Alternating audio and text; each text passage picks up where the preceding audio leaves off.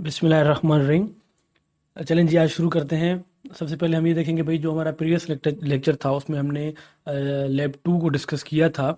Data types को discuss किया था, इंटीजर्स, कैरेक्टर्स, फ्लोट, ईटीसी। तो आज हमारे पास है लैब थ्री, और आज हम डिस्कस करेंगे ऑपरेटर्स इन सी लैंग्वेज। तो इसके कुछ ऑब्जेक्टिव्स हैं। ऑब्जेक्टिव ज़रा देख लेते हैं। Understand arithmetic, logical, rational and assignment operators. कुछ ऑपरेटर्स जो कि बहुत ही यूज़फुल हैं हमारी, जब ड्यूरिंग हम जब प्रोग्रामिंग जब हम करेंगे, तब बहुत ही इम्पोर्टेंट, इनका रोल बहुत ही इंपॉर्टेंट है। तो इसीलिए ये जो है मैंने थर्ड लेव इसका मतलब उसको रखा है इसमें। ठीक है। उसके बाद है हमारे पास अंडरस्टैंड स्केप सीक्वेंसेस और एड्रेस ऑपरेटर। स्केप सीक्वेंसेस भी की भी मीन्स अपनी एक इम्पोर्टेंस है। लाइक जब हम कमेंट्स यूज़ करते हैं, ठीक है, तो उसके अलावा भी कुछ और चीज़ है। लाइक इंटर का कोड है वो भी /r, लाइक /n, /t। तो ये हम यूज़ करेंगे। उसके बाद एड्रेस ऑपरेटर, ये भी कहाँ यूज़ होता है ये भी मैं आपको बताऊंगा। और है थर्ड जो है unary operators, like plus plus and minus minus. तो अब ज़रा सबसे पहले आते हैं understanding arithmetic logical and relational operators पर, और असाइनमेंट ऑपरेटर। अच्छा, वैसे इनको आपको पता भी होगा। वैसे ये नहीं है कि मीन्स बहुत ही मुश्किल है, पता भी होगा आपको, लेकिन बस थोड़ा सा क्योंकि नाम यहाँ पर आ रहे हैं ना, तो इसलिए आपको मे भी थोड़ी सी प्रॉब्लम हो। लेकिन कोई इशू नहीं है, हम इसको डिस्कस कर लेंगे। सबसे पहले हमारे पास आ रहा है अर्थमेटिक ऑपरेटर, जो कि क्या करेगा। An arithmetic operator perform mathematical operation such as addition, subtraction, multiplication और डिवीजन, ईटीसी, और numerical values concern and variables. जब भी हम वेरिएबल कोई वैल्यू असाइन करेंगे, तो जाहिर है उस पर कोई ना कोई मैथमेटिकली जो कोई इक्वेशन परफॉर्म करेंगे या ऑपरेशन परफॉर्म करेंगे। अब हो सकता है वो एडिशन हो, सब्ट्रैक्शन हो, या मल्टीप्लिकेशन, कुछ भी हो सकता है, डिवीजन। तो उनके लिए हमें कुछ ऑपरेटर ज़रूरत में होंगे। तो वो कौन से ऑपरेटर हैं, उन ऑपरेटर्स को क्या कहा जाता है? उन ऑपरेटर्स को कहा जाता है अर्थमेटिक ऑपरेटर्स। तो ये देखें, हमारे पास यहाँ पर 5 अर्थमेटिक ऑपरेटर्स हैं जो सी प्रोग्रामिंग में हम यूज़ कर सकते हैं। प्लस का, माइनस एंड मल्टीप्लिकेशन। यहाँ मल्टीप्लिकेशन का साइन एक्स नहीं, ये जो स्टेरिक की साइन है वो वाली होती है। और स्लैश जो है फॉरवर्ड स्लैश डिवीजन के लिए यूज़ होता है। और उसके बाद परसेंटेज का साइन डायरेक्ट रिमाइंडर के लिए, रिमाइंडर आफ्टर डिवीजन जो निकलती है ना, उसके लिए परसेंटेज डी आप सॉरी परसेंटेज साइन यूज़ कर सकते हैं। तो ये है हमारे पास अर्थमेटिक कुछ ऑपरेटर्स, और ये उनकी कुछ एग्जांपल। अब जैसे देखें, हमने दो इंटीजर बनाए, ए प्लस बी, दो इंटीजर के वेरिएबल बना दिए, ए प्लस बी आपको नजर आ रहे हैं। अब ये क्या है, सबसे पहले ही उसमें हमने उनको दोनों को क्या किया, ऐड किया है, ए प्लस बी कर दिया है। अब होगा क्या, एक्चुअली होगा यूं कि प्रिंट एफ क्या करेगा, इस स्टेटमेंट को करेगा डिस्प्ले, डिस्प्ले करवाएगा। तो डिस्प्ले में नजर क्या आएगा इसको, एडिशन भाई। अब एडिशन इक्वल, अब एडिशन इक्वल क्या है, वैसा का वैसा टेक्स्ट जैसा हमने यहाँ लिखा है वैसा नजर आएगा, क्योंकि इन्वर्टेड कामा के अंदर में है। उसके बाद हमने परसेंटेज डी यूज किया है। ये परसेंटेज डी बेसिकली इसलिए यूज किया है क्योंकि हमने नंबर को भी तो शो करना है।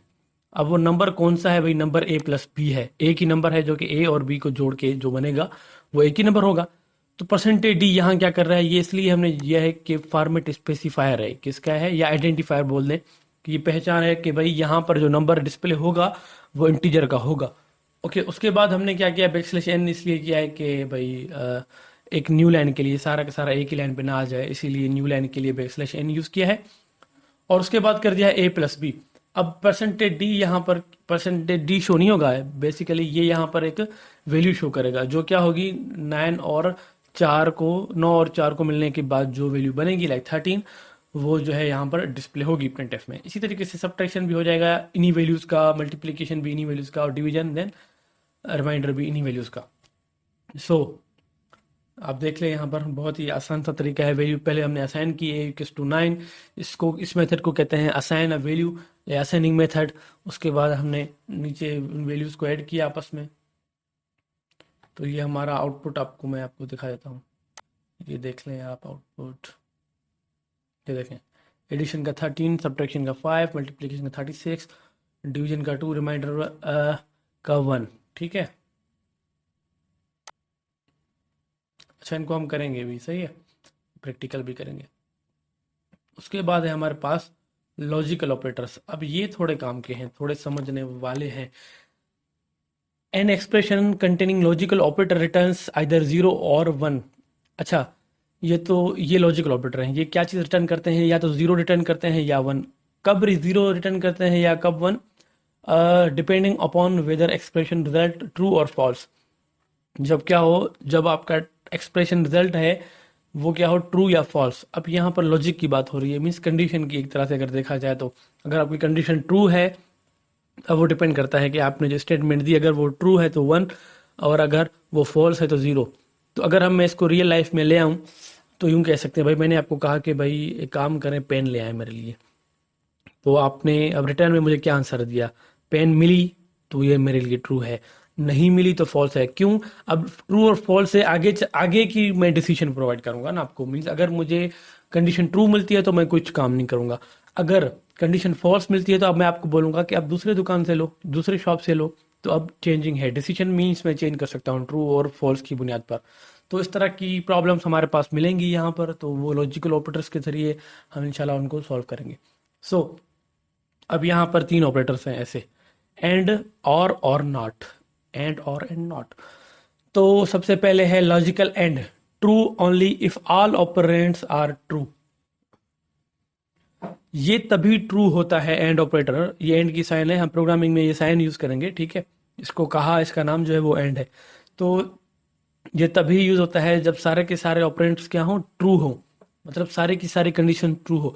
अगर 10 कंडीशन है सपोज करो, उनमें से 9 सही है, 9 ट्रू है और एक फॉल्स है, तो सारी की सारी कंडीशन पर पानी फिर जाएगा, मीन्स सारी की सारी फॉल्स हो जाएंगी। इसी तरीके से अच्छा तो एंड को ट्रू होने के लिए सब कंडीशंस को ट्रू होना पड़ेगा, तब अब कंडीशन 2 हुई तो दोनों में से दोनों को ट्रू होना पड़ेगा। कंडीशन 1 हुई तो एक को ही ट्रू होना पड़ेगा। इसी तरीके से और है लॉजिकल और, true only if either one operand is true. अच्छा, अब फिर इसके अगेंस्ट आता है हमारे पास और, किसके, एंड के। और में ये है कि भाई आपकी अगर सारी की सारी कंडीशन फॉल्स है ना, लाइक 9 की 9 कंडीशन फॉल्स है, एक कंडीशन ट्रू है, तो सारा सारा जो है। अच्छा, इसकी एग्जांपल मैं यूं दे सकता हूँ उर्दू में कि भाई मैंने कहा अली या हसन को बुलाओ, क्या अली या हसन को। तो अब इसमें सुनने में थोड़ा यूं आया कि दोनों में से अगर एक भी आएगा तो मेरा काम हो जाएगा, क्योंकि अली या हसन को बुलाओ, ठीक है, काम है। तो अली नहीं आया, हसन आया, ओके मेरा काम हुआ। या मैंने यूं कहा अली या हसन या अकरम को बुलाओ, तो तीनों में से एक भी आया तो मेरा काम हो गया, ठीक है। बट अगर मैं कहता हूं कि भाई अली और असलम को बुलाओ या अली और हसन को बुलाओ, अब अली नहीं आया, हसन आया, मेरा काम नहीं हुआ, क्योंकि अब मैंने जो वर्डिंग यहाँ पर यूज़ की वो और यूज़ की। ये और उर्दू वाली फिल्म में बात कर रहा हूँ, एग्जांपल दे रहा हूँ आपको। तो यहाँ पर कुछ यूँ है, तो मेरा काम होना लाजमी है, और मैं उर्दू वाले से कि यहाँ पर एंड में मेरा होना काम लाजमी है, ठीक है। तो मीन्स अब आते हैं नॉट पे। लॉजिकल नॉट क्या है, true only if the operand is 0। ये तब भाई इसमें ये तभी ट्रू होता है जब अगली कंडीशन वो होती है फॉल्स।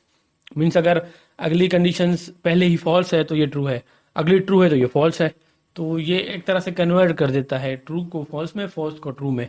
तो इसको भी हम यूज़ करेंगे। नीचे हमारे पास कुछ एग्जांपल्स हैं, वहां पर मैं आपको दिखा देता हूँ। ओके, तो यहाँ देखिए हमारे पास लॉजिकल ऑपरेटर्स हैं कुछ।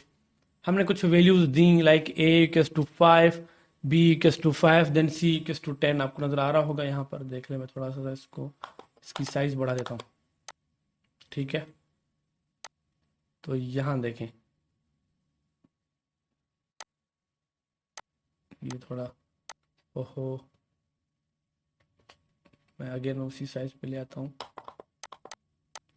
अब ठीक है, चले, थोड़ी प्रॉब्लम हो रही थी इसलिए, चले मैं दोबारा इसको कर दिया। A equals to 5, B equals to 5, C equals to 10, then result. मैंने यहाँ पर 3-4 वेरिएबल बनाए हैं, रिजल्ट को खाली छोड़ा है।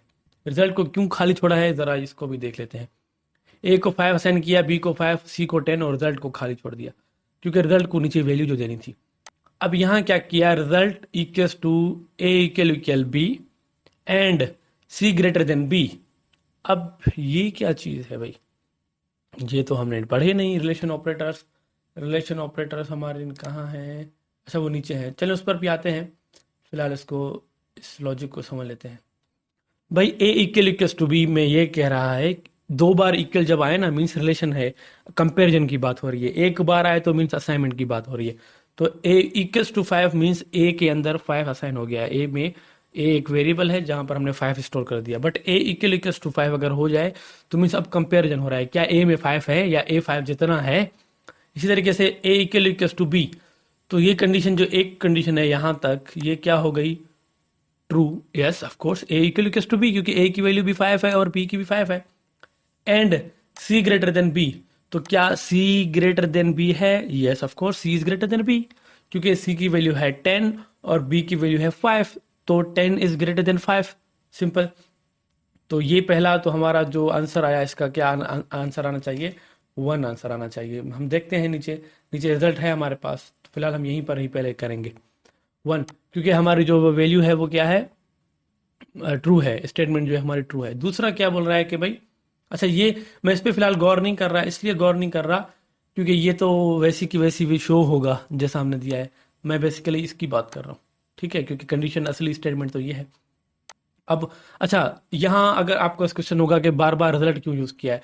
एक बार अगर जो आपने यूज कर दिया उसके बाद आप दूसरा यूज करेंगे ना, तो पिछली वाली चीज खत्म हो जाएगी, दूसरी नई वाली आ जाएगी। तो पहले के लिए आंसर 1 ही होगा, जब दूसरा हम डिस्प्ले कराएंगे तो उसके लिए आंसर चेंज होगा, भले वेरिएबल सेम हो, कोई फर्क नहीं पड़ता उससे। अब क्या है, अब है कि A equals to B and C less than B.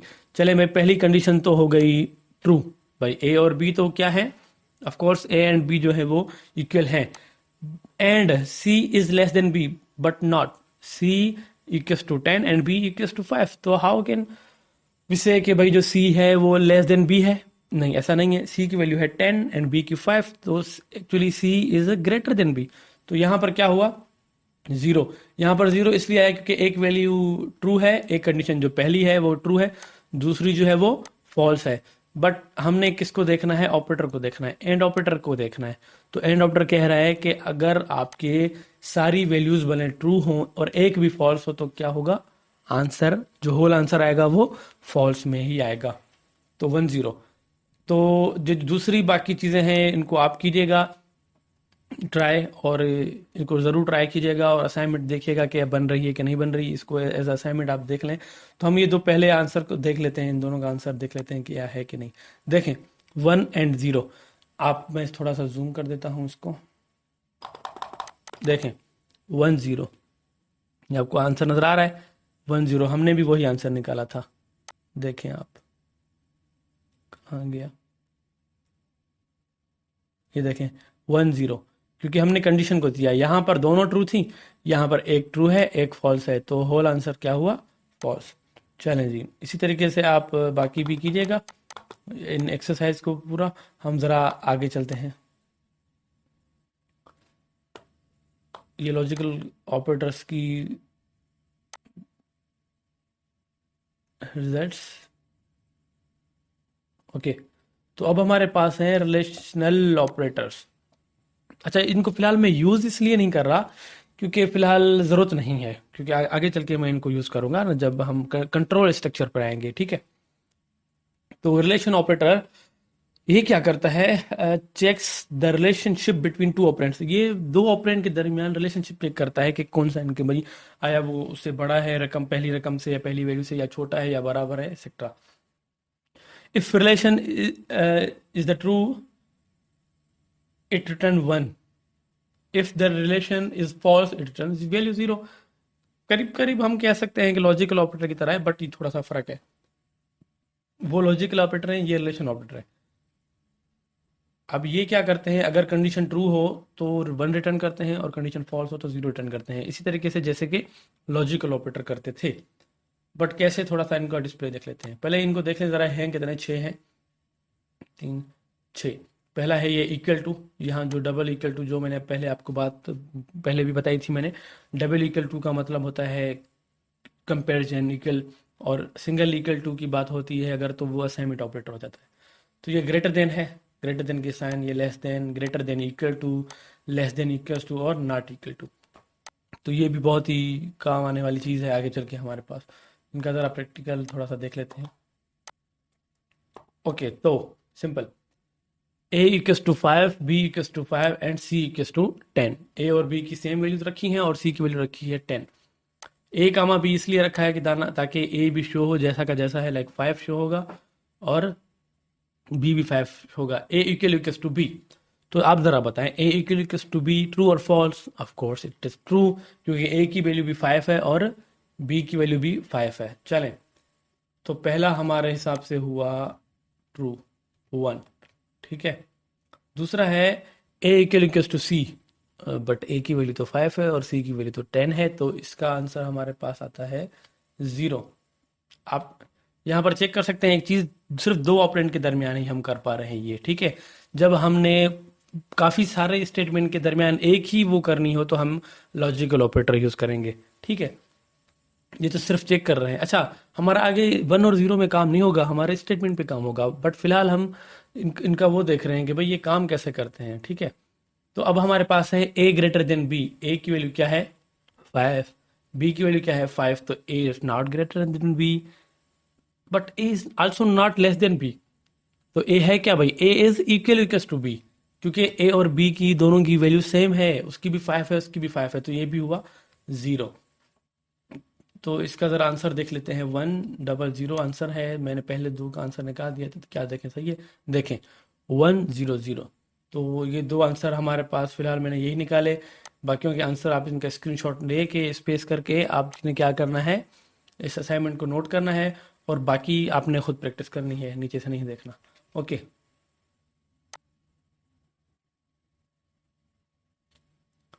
उसके बाद हमारे पास है असाइनमेंट ऑपरेटर।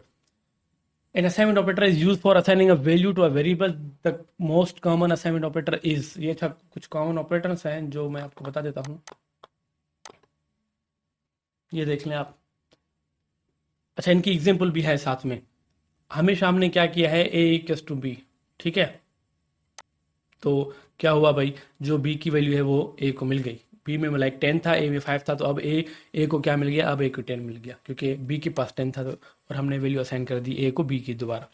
तो ए की अब जो पहली वैल्यू है वो नहीं रही। चले जी, हम आज तक हमने क्या किया है भाई, A equals to A plus B, ऐसा किया है ना हमने भाई। ए में क्या आ जाए? ए प्लस बी। फॉर सपोज हमने कहा कि ए के अंदर है 5 और बी के अंदर है 10, दोनों को जोड़ना है आपस में। आप कैसे जोड़ेंगे? अच्छा, दोनों को जोड़ के वो स्टोर किस में करना है? ए में। ए और बी को आपस में जोड़ के स्टोर करना है ए में। ये थोड़ा सा लॉजिकल है, थोड़ा सा मुश्किल लगता है, क्योंकि देखें, क्योंकि भाई ए की भी वैल्यू भी रखनी है खुद इटसेल्फ। तो अब ये कैसे होगा? ए प्लस बी करेंगे तो दोनों तो जुड़ जाएंगे, बट ए में तो नहीं आएगा ना, वो ए प्लस बी ही होगा, वो क्या रहेगा। हाँ, ऐसे करेंगे, A equals to A plus B. A में है 5, बी में है 10, तो अब ए की वैल्यू हो जाएगी 15, क्योंकि ए की खुद की वैल्यू 5 और बी की वैल्यू 10 मिलकर दोबारा ये ए को असाइन हो गए। तो ये हम ऐसे करते हैं, A equals to A plus B, ठीक है। बट इसका ये भी तरीका है, A plus equals to B. इसका मतलब ये हुआ A equals to A plus B. Same is the case with this, minus equals to, multiply equal to, division equals to, या रिमाइंडर इक्वल्स टू, ठीक है। तो ये सेम ऑपरेटर है अर्थमेटिक वाले कुछ जो हमने ऊपर डिस्कस किए हैं। आई होप ये आपको समझ आए होंगे। चलें जी, आगे चलते हैं। अगेन एग्जाम्पल, बहुत ही simple example. C equals to 5, sorry A equals to 5, then C को हमने खाली छोड़ दिया। दो वेरिएबल बनाए, एक ए और एक सी, दोनों इंटीजर के। सी इक्वल्स टू ए कर दिया। अब सी में कुछ भी नहीं है। क्या? सी में कुछ भी नहीं था, ए में था। ए में क्या था? 5। तो अब सी में क्या आ गया?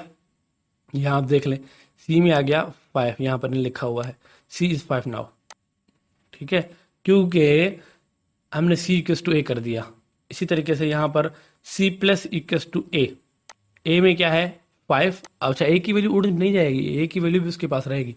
तो ए में क्या है? 5, सी में क्या है? 5, क्योंकि अभी तो इसको हमने सेंड किया। तो C equals to C plus A equals to 10। Simple वही हमने किया, C plus equals to A कर दिया। मतलब इसका ये कि C equals to C plus A में भी 5, सी में भी 5, तो दोनों जब जुड़ेंगे तो 10, 5 5 10, ठीक है। इसी तरीके से दोबारा ये आपको दिखाई दे रहा है, तो इसको कर लीजिएगा। आगे चलते हैं। हमारे पास है escape sequences. Sometimes it is necessary to use characters that cannot be typed or has a special meaning in C programming. For example, new line, inter, tab, question mark, etc. अब कुछ चीज़ें सी प्रोग्रामिंग में ऐसी हैं जो इतनी मतलब खास वैसे नहीं है, लेकिन खास हैं एक तरह से देखा जाए तो। हम बड़ा कोई प्रोजेक्ट बनाने जा रहे हैं तब कमेंट्स की ज़रूरत पड़ेगी, जब हम वो वाले कैरेक्टर्स नहीं लिखेंगे जो हमें नहीं चाहिए फॉर सपोज। अगर वो भी लिखने पड़ गए जो कोड का हिस्सा नहीं है, तो हम क्या करेंगे? तो वो तो एरर आ जाएगा। तो उसके लिए हमें कुछ स्केप सीक्वेंसेस की ज़रूरत पड़ेगी, जैसे बैक स्लैशेस, कमेंट लाइंस। अच्छा, यहाँ देखें, अगर हमने बैक स्पेस देना है, ठीक है, तो उसके लिए ये वाला न्यू लाइन करनी है प्रिंट एफ के अंदर। तो न्यू लाइन इंटर दबा कर तो हम नहीं करेंगे, क्योंकि टेक्स्ट एडिटर पर अगर हम इंटर दबा के करेंगे तो वो तो क्या करेगा, कोड ही वो जो है वो ब्रेक हो जाएगा। कोड ब्रेक हो जाए तो कंपाइल नहीं होगा। इसी तरीके से हम बैक स्लैश एन यूज़ करते हैं स्टेटमेंट के अंदर, like to the principal for suppose मैं लिख रहा हूँ अब government high school Sakhar for suppose. तो इस दोनों को मैंने नीचे करना है सी प्रोग्राम में ही। तो मैं क्या करूँगा, प्रिंसिपल के बाद टू द प्रिंसिपल के बाद बैक स्लैश एन लगा दूंगा, तो ये दोनों लाइनें जो हैं ब्रेक हो जाएंगी और लाइन ब्रेक न्यू लाइन अपना काम करेगा। इसी तरीके से रिटर्न, ये है बैक स्लैश आर, इसको हम किसी कोड में यूज़ करेंगे आगे चल के। अक्सर हम कमेंट्स तो यूज़ करते ही हैं, single code comments, single comment, double line comment, ये देख लें ज़रा। ओके, तो ये स्किप सीक्वेंसेस थे। एग्जांपल इसकी ये रही, सॉरी इसकी एग्जांपल मैंने दी नहीं है, चलें इसको हम कोड में करेंगे बाद में। उसके बाद है एड्रेस ऑपरेटर, ये ज़रा काम का है, थोड़ा सा देखें ज़रा। And operator returns the address of a variable. ये क्या करता है, रिटर्न करता है address of a variable. Variable का जो भी एड्रेस होगा ना मेमोरी में, वो रिटर्न कर देगा। फॉर सपोज अब ए हमने बनाया, अब पहले मैंने कहा था कि ए जो है एक वेरिएबल है जिसकी मेमोरी में जगह बनती है फला फला, लेकिन अब ये थोड़ा उसको सच में डिफाइन कर रहा है कि भाई इंटीजर ए जो बना हमारा प्रिंट एफ, उसकी मेमोरी लोकेशन क्या है, तो वो इसके ज़रिए से हमें मिल जाएगा। बट अगर मैं इसको सिर्फ यूं कर दूं तो हमें इसकी वैल्यू बताएगा, बट यूं कर दूं तो एड्रेस बताएगा। ओके, तो ज़रा देखिएगा। अच्छा, इसका फ़ायदा ये है कि अब जब हम इसको स्कैनएफ में यूज़ करेंगे, जब इसको स्कैनएफ में यूज़ करेंगे तो ये वैल्यू गेट भी करेगा रन टाइम पर। तो इसको हम नेक्स्ट वीडियो में हम ज़रूर इसका प्रैक्टिकल करेंगे इंशाल्लाह, ठीक है। तो उसके बाद हमारे पास है यूनरी ऑपरेटर, ज़रा इसको ज़रा समझ लेते हैं और इसका थोड़ा सा फिर प्रैक्टिकल भी करते हैं। यूनरी, ओके, अब हमारे पास है unary operators. C programming has two operators, increment and decrement. अच्छा, plus plus and minus minus. Unary, ठीक है, एक ही ऑपरेटर को कहते हैं, मीन्स या तो प्लस प्लस या तो माइनस माइनस। जहां पर हमें हमारे पास ऑपरेंड दो हों और एक ऑपरेटर हो, तो वो कौन सा है भाई, लाइक प्लस माइनस, ये इसमें दो या तीन भी ऑपरेंड हो सकते हैं, बाइनरी ऑपरेटर्स। बट यहाँ पर हमारे पास एक ऑपरेटर हो, सॉरी एक ऑपरेंड हो, तो वो क्या कहलाएगा, यूनरी ऑपरेटर, ठीक है। तो यहाँ पर कुछ इसकी मैं एग्जांपल आपको दिखा देता हूँ। करेगा क्या एक्चुअली, ये करेगा कि ये कि फॉर सपोज आपने क्या किया, ए इक्वस टू 10, ठीक है, प्रिंट एफ ए, नीचे आपने डिस्प्ले करवाने के लिए लिखा print F A plus plus कर दिया या प्लस प्लस ए कर दिया, ठीक है। पोस्ट फिक्स या प्री फिक्स में दो चीज़ें आती हैं। तो अब क्या हो गया, ए की जो भी जितनी वैल्यू थी ना, एक्चुअल जितनी भी थी, उसमें 1 की इंक्रीमेंट हो गई। फॉर सपोज एक में है 100, तो इसका मतलब ये नहीं कि अब प्लस प्लस करने पर 200 हो जाएगा, नहीं, 101 हो जाएगा, ठीक है। तो इसका प्रैक्टिकल हम इसी वीडियो में इंशाल्लाह करेंगे। चलें, यहाँ पर थोड़ा इसका ज़रा देख लेते हैं। तो A equals to 10, B equals to 100। तो पहले प्रिंट एफ में हमने क्या कर दिया, प्लस प्लस ए। इसका मतलब ये हुआ 11। इसका मतलब क्या हुआ, आंसर इज 11। तो ज़रा देखते हैं, देखें, आंसर इज 11, यहाँ पर आया हुआ है आंसर। तो अच्छा, suppose A equals to 5, then plus plus A, तो ए बिकम 6, क्योंकि ए की पहली वैल्यू क्या थी, 5। अच्छा, अगेन ए प्लस प्लस ए बिकम 7, माइनस माइनस ए बिकम 6, क्योंकि पहले क्या था, 7। अच्छा, इसकी जो रिसेंट वैल्यू होती है ना, लास्ट वैल्यू, वही एक्चुअल वैल्यू होती है, याद रखिएगा। वेरिएबल की जो भी लास्ट वैल्यू होती है वही एक्चुअल वैल्यू होती है। पहले वैल्यू लास्ट क्या थी भाई, ये वाली, कि ये 5 था, फिर हमने यहाँ पर कुछ चेंजिंग कर दी, तो यहाँ तो वही चेंजिंग आएगी। उसके अलावा दोबारा यहाँ चेंजिंग होगी, यहाँ वही होगी, यहाँ वही होगी, बट नीचे जो है लास्ट वाली में अब वो चेंज हो चुकी है, ठीक है। एक की अब वो एक्चुअल वैल्यू नहीं रही, अब दूसरी बन गई है। तो इसी तरीके से दोबारा हमने इसकी वही वैल्यू बना दी, एक प्रोसेस के जरिए बढ़ाई फिर कम कर दी। अब ये क्या चक्कर है कि पहले प्लस प्लस लिखा है फिर बाद में ए लिखा है, या मीन्स पहले ऑपरेटर लिखा है बाद में ऑपरेंड, और नीचे फिर क्या किया है, पहले ऑपरेंड लिखा है फिर प्लस प्लस। इससे ये हमें ये तो पता लगता है कि इससे कोई एरर नहीं आता, बट इसका मकसद क्या है, इसका पर्पस क्या है? इसका पर्पस ज़रा यहाँ है कि भाई there is a slight but important difference you should know when these two operators are used as prefix and postfix। बहुत ज़रूरी चीज़ें हैं तो बहुत ही मतलब वो मतलब देखा जाए तो इतना कोई खास फर्क नहीं पड़ता, लेकिन बहुत इंपॉर्टेंट है। Suppose you use plus plus operator as prefix like plus plus variable. भाई हमने मान लिया कि हम प्रीफिक्स की तरह भाई प्रीफिक्स यूज करते हैं ऑपरेटर में, like plus plus A equals to 5 then plus plus a, the value variable is incremented by 1 then it return the value। अब होगा ये कि ये पहले वैल्यू को इंक्रीमेंट करेगा, मीन्स अगर वो वैल्यू 5 है तो वो 6 बन जाएगी, ठीक है। ये क्या करेगा, प्रीफिक्स करेगा, तो प्रीफिक्स हमारे ज़्यादा काम आने वाला है, याद रखिएगा। तो वो पहले वैल्यू को इंक्रीमेंट करेगा, बाद में रिटर्न करेगा। अच्छा, suppose you use plus plus operator as postfix like variable plus plus, the original value is returned first then variable is incremented by 1। अच्छा, इसका प्रैक्टिकल हम जरूर करेंगे। ये क्या करेगा, ये कुछ यूं करेगा कि ओरिजिनल वैल्यू रिटर्न करेगा। अब जो इसकी पहली वैल्यू है वो रिटर्न करेगा, लाइक ए की वैल्यू हमने 5 रखी थी ना, तो वो 5 ही रिटर्न करेगा, हालांकि वो इंक्रीमेंट हो चुकी होगी।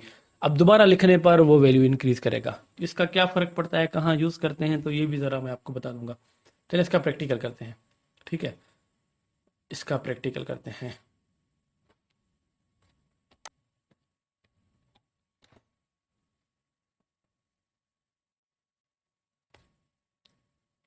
ओके, तो यहाँ पर आ गया हमारे पास इंक्लूड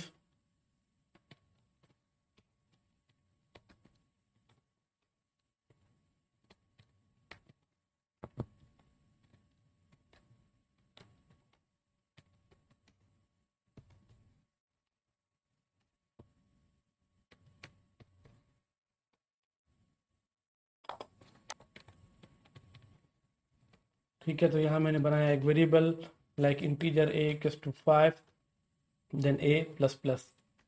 अब प्रिंट एफ, और हमने यहाँ कर दिया %d कामा ए, ठीक है। तो यहाँ डिस्प्ले में आपको क्या नज़र आ रहा है, 6 नज़र आ रहा है, क्योंकि हमने यहाँ पर क्या यूज़ किया है, पोस्ट फिक्स। लेकिन पोस्ट फिक्स यूज़ कहाँ किया है, बाहर। बट इसी पोस्ट फिक्स को जब मैं अंदर यूज़ करूँगा, इसके अंदर प्लस प्लस, तो अब देखिएगा ये क्या रिटर्न करता है। देखें ये अब भी 5 रिटर्न करता है, हालांकि वैल्यू अपडेट हो चुकी है 6, मीन्स उसमें वैल्यू आ चुकी है, A6 हो चुका है, बट रिटर्न नहीं किया, ठीक है। बट अगर मैं यही प्रीफिक्स में करूँ तो प्रीफिक्स क्या कर देगा, पहले वैल्यू रिटर्न करेगा, नई वैल्यू, फिर इंक्रीमेंट, मतलब पहले इंक्रीमेंट करेगा, सॉरी, फिर वो कर देगा, ठीक है। यहाँ देखें प्रीफिक्स और पोस्ट फिक्स का ये बहुत फ़ायदा होगा।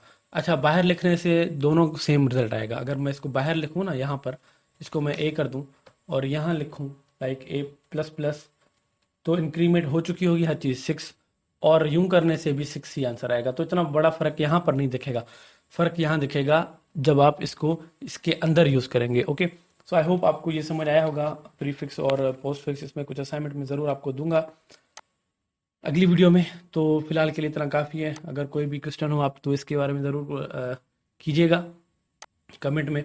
जो हमारा अगला टॉपिक होगा वो होगा lab 4 header files and some basic input output operations. तो आज के लिए इतना काफ़ी है। अल्लाह हाफिज़।